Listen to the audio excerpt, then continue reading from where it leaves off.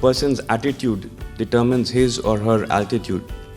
And I think that is one of the overarching principles about the working of the mind that has been my learning. I'll give you two very short anecdotes. A senior lady executive came to me one day, very upset again. So whenever you're upset, you go to the top man. The top man keeps hearing the bad news, rarely gets to hear the good news. So anyway, she was very upset.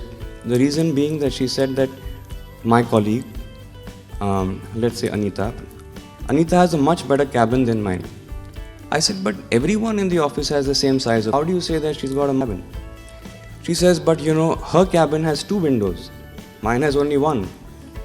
So I said, that's probably because her cabin is situated in the corner of the building, which is why, because of the architecture of the building. So she says, no, it's very humiliating.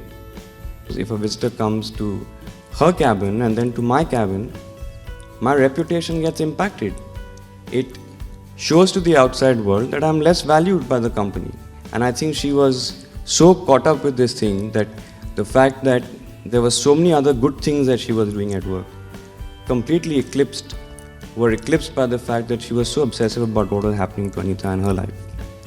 Another example, which is a very positive one.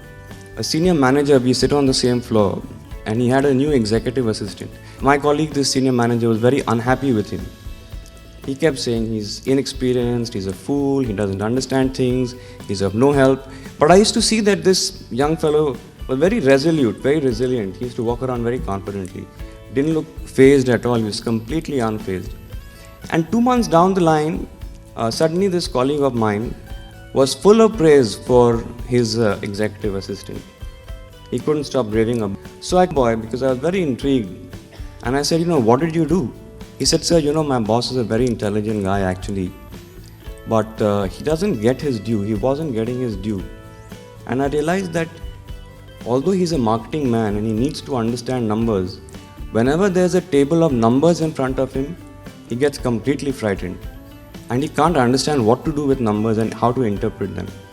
So the only thing I've done is, instead of giving him a table of numbers, I've started presenting that same data to him in the form of graphs. This is now he understands. Therefore, he looks much better in front of his superiors, and I've helped him to make him look like a winner. This boy, this young fellow, instead of being intimidated by this senior executive, had such a positive attitude. He had a constructive attitude. He wanted to see how he could make the most of his difficult situation. And he told me that, sir, I'll have good bosses and bad bosses. They can't determine my career. I have to learn from each one of them and get ahead. So quality of mind, quality of thinking is critical, I think, in every walk of life. This is my learning. I'm not teaching, but I'm learning.